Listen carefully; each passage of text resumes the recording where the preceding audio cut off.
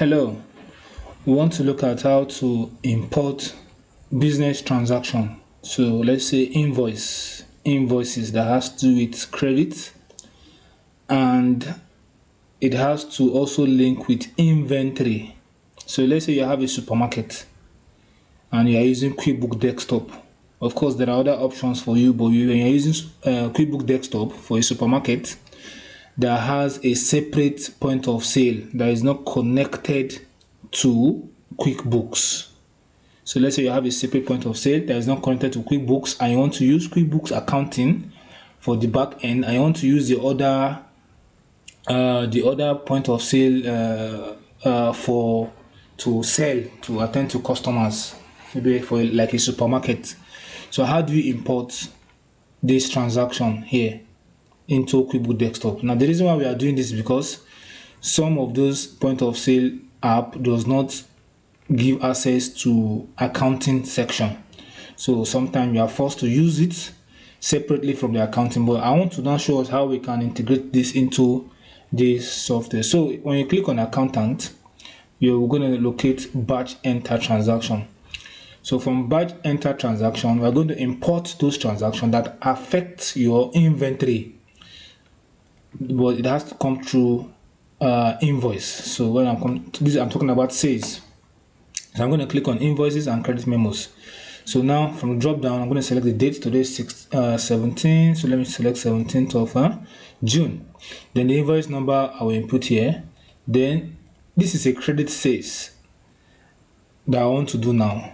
I'm going to also show us for the cash sales. So let's say I have a bookie, and then I also have the item I sold to a bookie, which is let's say iPad, and I sold one iPad to a bookie, one iPad. Then this one iPad is for 250,000. So that is it. So you see, okay, let me say like 2 iPad. So let's see if I have. So quantity should be, let's just go with 3 iPads. So I can see that 3 times 250 will give you 750. Now before we go ahead, I want to quickly show us our customer balance summary to see that we don't have any balance. See, this is all, this covers all the dates, nothing is showing here, right? And on our inventory stock status, we have iPad at least up to 13, so we're expected to see 10 after selling these 3, right? So let's now go back to the batch transaction. So I'm assuming that we are picking this from our Excel. So let's say we have lots of them line up, so we can just copy from Excel and paste onto this sheet. So for now, this is a credit transaction that has not been paid, so I can just go ahead and use this method to record it. So I've imported all of them. So I'm going to do twice. Firstly, for those that have not paid, and secondly for those that have paid. So for now, these are for those that have not paid. So I'm going to click on save transaction, and yes, it will be posted to account receivable, correct. Now once we save this, we quickly look at the customer balance summary. Now it has refreshed to indicate to include 750. So this is for the credit sales. So let's now say we also have someone that, of course, most of our transactions are done with cash, with payment they've paid, as far as what is it called, for a supermarket is concerned. So let's now attend to that matter when it comes to the items that have been sold. So we have to still bring them in. Of course, it will be easier when you have it on Excel and just copy and paste, but I just want to just show us one. So let's pick Yaxin, and to Yaxin again, let's look at our inventory stock status to see if we still have 13. So now we have for the iPad, okay, I think the date is not on 17, so let me refresh. So for the iPad now is 10. Okay, so let's go to batch transaction. So it means it has reduced from our inventory. So now I'm going to say this to Yaxin. So I'm going to select item. Let's also sell iPad.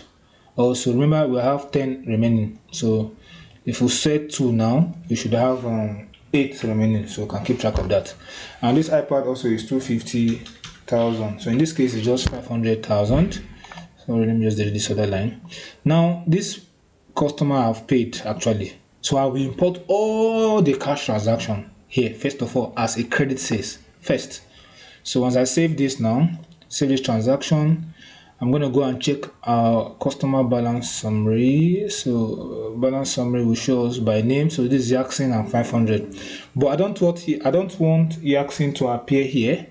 I don't want Yaxin to appear here because Yaxin have paid, including all the other customers that have paid. So how do I now do that? So once I've entered this firstly, then I'll now go to deposits and import it as a deposit. So still 17, receive from, then now I'll select Yaxin, and then the required account. So it has to be account receivable, so that we hit the account receivable of Yaxin that is already showing that Yaxin is owing us and is not owing us. And how much is it owing us? 500,000. Now okay, so now I'm going to save this transaction. Of course, you have to select the bank you are depositing it to. So yes, so let's go to customer balance summary, and we should no longer see Yaxin. So two things I did here. I first of all record for those that are owing, which is still Aboki is still showing. So whenever Aboki is coming to pay later as an individual, I can just quickly go to customer and then record receive payment, or if you still want to use the batch enter transaction. But I think you should always use batch enter transaction when you have lots of transactions to upload, like for the day. At the end of the day, you are using a separate point of sale to attend to your customers at the supermarket, so you should also know that it will be a long list of transactions that you are going to import here. So you will hardly just come to this side, right? But for the credit customer, there might be few, maybe 10 or 5 or 6. So whenever they are coming to pay, you can just enter them here. Or if you still want to use batch transaction, you can still use batch enter transaction. Now let's go our inventory. We should see 8 now that we have 8 remaining, which is correct. So first thing first, record for those that are owing. Then secondly, record for the same method for those that have paid, but then you have to now import the deposit. So this is how you attend to these point of sale transactions, by importing them to QuickBooks Desktop. If you are using QuickBooks Desktop, if you don't have a point of sale that is connected directly to the QuickBooks Desktop. See you guys in my next video. If you like my video, give me a thumbs up. You can subscribe to my YouTube channel, like my video, and you can also share the video. If you have any question, drop it in the comment section, and we'll try as much as possible to attend to those matters.